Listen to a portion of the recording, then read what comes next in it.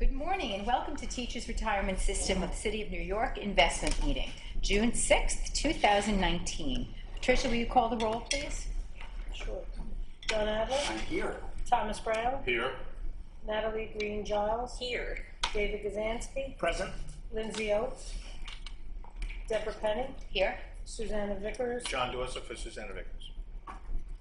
We do have a quorum. Okay, thank you. And we'll start with the discussion of the passport funds. We'll have Mike Fulvio from Roatan. Great, good morning, everyone. I'd like to just introduce my colleague, Julie Moore from Roatan. Many of you met her over the years, but I think we were just chatting that it seems like it's been a little while Quite a since few we've years. been at one of these meetings. She's going to be presenting during executive session today, and she'll interject during the public. The first item on the agenda for today was a performance review for the first quarter of 2019 for the passport funds, which I know we did review in more detail at the last meeting. We did distribute this report in advance, so happy to answer any questions, but we weren't planning to flip pages in that report. If there's no questions, maybe then we can flip ahead to April, where I would say the good news in terms of strong capital market returns continued from the first quarter.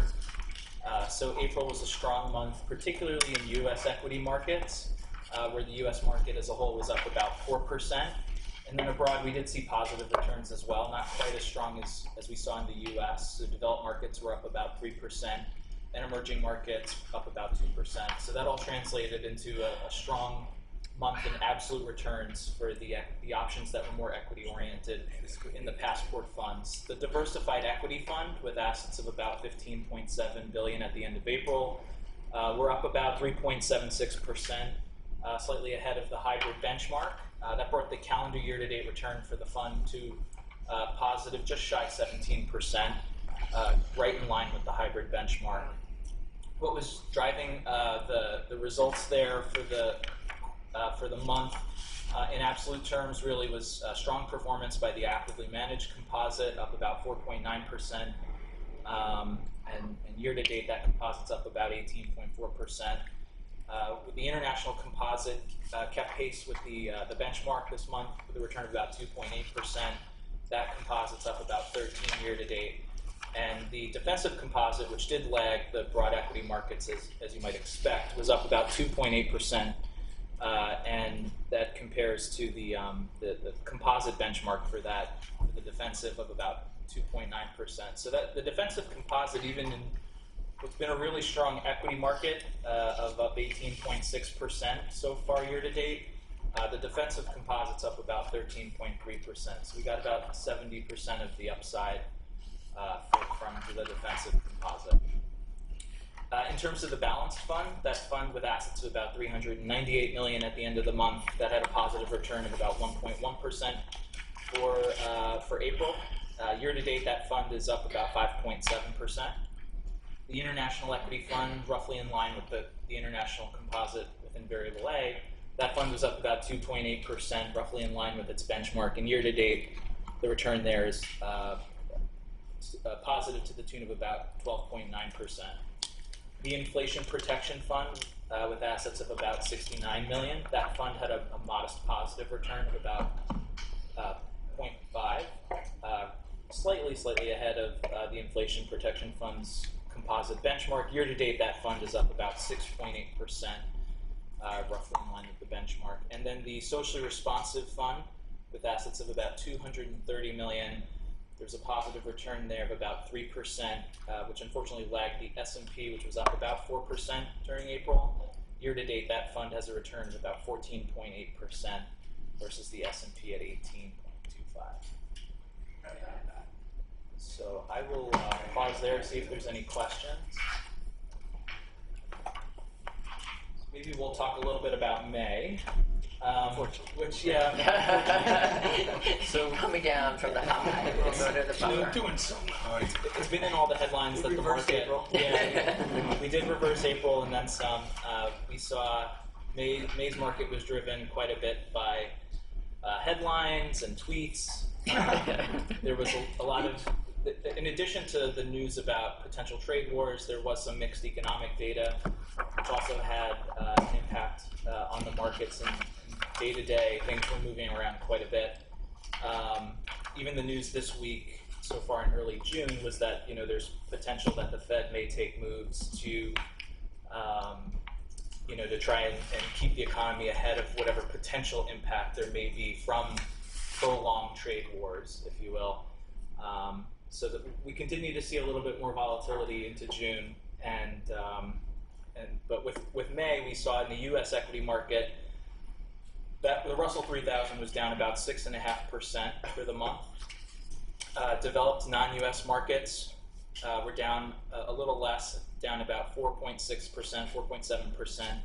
And the emerging markets, the custom index there, down about 4.9%. So it's interesting that in spite of the talk about trade wars and the potential larger impact that those could have on China and emerging markets, here, even with the broad EM index, held up pretty well against the U.S. And I think obviously the custom benchmark here, reflecting performance without China, put that ahead of the U.S. for the month. Calendar year to date, the U.S. is still up quite strong, about 10.9%, and the fiscal year to date return through May still positive for the U.S. of almost 2%. The hybrid benchmark over that time period up over 10% year to date, calendar year to date that is, and fiscal year to date the hybrid benchmark up about 80 basis points. So. With that, the balanced funds benchmark during May down about 1.1%, still positive calendar and fiscal year to date returns there. The underlying strategy for the inflation protection fund, that was down about 84 basis points during the month, still positive returns calendar and fiscal year to date for that fund. And the underlying strategy for the socially responsive fund down about 6.6%, positives returns calendar year to date for that fund of about 7.6%, but fiscal year to date, a return of about negative 2.5%. So certainly more to report back on May at some point in the not too distant future, but wanted to spend a little bit more time on that, given that we won't report out much on the second quarter until the board reconvenes in September. Any questions? All right, great. Next is the discussion of the retirement and social security law. John Dorse, are you going to lead that discussion? Yeah, sure. So I think that the board is aware that one of the other city funds passed a resolution regarding a potential change to Section 177 of the RSSL, which is the Retirement and Social Security Law, which governs certain investments that the city pension funds, as well as the state pension funds, can make. So one of the other retirement systems passed a resolution that would effectively support a bill that's going in Albany. And I believe the bill numbers are in front of you. One is Senate Bill 5414, and the other is Assembly Bill 7904, which one was, in the Senate, was introduced by Senator Gennardis, who in a previous life actually served on the NYCER's board. So that may be some indication as to how he was aware of the issue. And Assemblyman Peter Abate introduced a same-as bill in the Assembly. Effectively, what the bill would do, if passed, would change the allowable exposure to non-U.S., or I should say foreign securities. Right now, when you look at how the state RSSL looks at the eligible investment list, they cap exposure to foreign securities at 10%, which might have made sense when that was first introduced in the 90s, but today the world is a much different place. So in essence, the way that it would work is if you had 15% in foreign securities, 5% would count towards the basket. So what this would effectively do, this bill, is raise that 10% to 30%. So that would give some relief for foreign investments. If you were to look today at the MSCI All Country World Index, approximately 45% of that index is benchmarked to non-U.S. securities. So the times have changed. That number, that 45 or so percent, creeped up from the 30s about a decade ago. Fortunately, Julie Moore's here, so she can actually explain a lot more about the indexes than I certainly can. But it's a bill that I think helps to change is helping to change with the times and recognizes that the world's a different place. So, as I said in my opening sentence, one of the other retirement systems has passed a resolution to share their support and send a letter to Albany, and we wanted to make folks aware that happened at another retirement system, and would welcome if TRS wanted to support that as well. It's not an initiative from our office, to be clear. It's an initiative that another board took. So, I'll leave that to the hands of the trustees on how they'd like to proceed.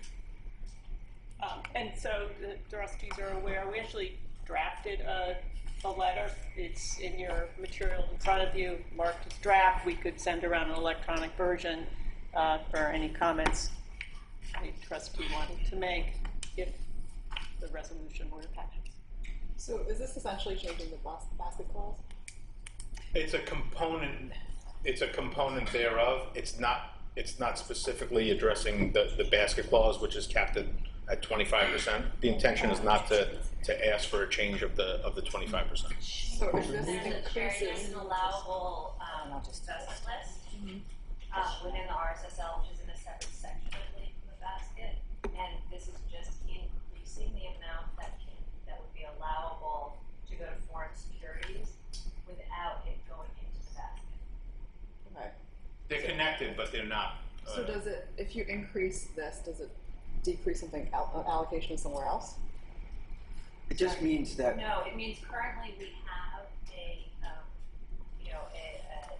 foreign equity exposure above the 10% limit, and that excess is going into the basket. Okay. And so this legislation, or yes, the bill, would allow us to do the prudent investment in foreign security without accounting against the basket.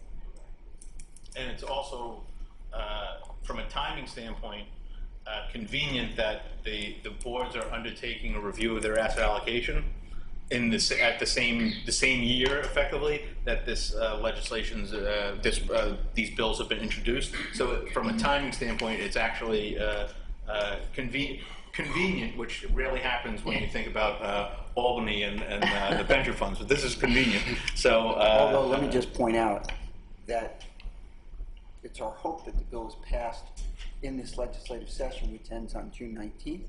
But if it is passed, the governor, I believe, has until the end of the Correct. year to sign it. So it may not actually be enacted while we're doing our asset allocation. fair point, Mr. Adler. I'm an optimist. That's good. So I'm just Tricia, pointing out. so we have the resolution. Okay. So there's a resolution. Right. Yep. So in support of an amendment to RSSL Section 177, Please skip to the resolve. resolve that the board adopt a resolution supporting the bill above and convey said support to the appropriate legislative bodies and executive agencies. Therefore, be it resolved that the chair, or in her absence the executive director, or in her absence the deputy executive director, is hereby authorized and directed to issue instructions and take any action as may be necessary to implement this resolution. Okay. Is there a motion to accept this support of an amendment to the RSSL Section 177? So moved. Is there a second? Thank you, Mr. Kazansky. Is there a second? Second. Oh, thank you, Mr. Adler. Any discussion? Okay. All in favor? Aye. Great. All opposed? Any opposed? Okay. Then the motion carries. Don't detect that. So we will email the letter around. Do the trustees want an opportunity to review and comment on the letter, or are you okay with it once we correct this one? Okay, so done. Okay. Then I think we're finished with public agenda. Do I hear a motion to move into executive session? I move pursuant to Public Officers Law, Section 105, to go into executive session for discussions on specific investment matters. Okay. Do I hear a second? Thank you, Second. Mr. Brown. Thank you, both of you. Okay, we're now in executive session. Okay, welcome. We're back into public session. Susan, will you please report out? Certainly. In executive session, we received presentations from 3 managers. Consensus was reached, which will be announced at the appropriate time. We also discussed a policy matter. Consensus was reached, which will be announced at the appropriate time. Okay, if all that is over, do I have a motion to adjourn this meeting? So moved. Thank you. Do I have a second? Second. Okay, all in favor? Aye. Any opposed? We are adjourned. Yeah.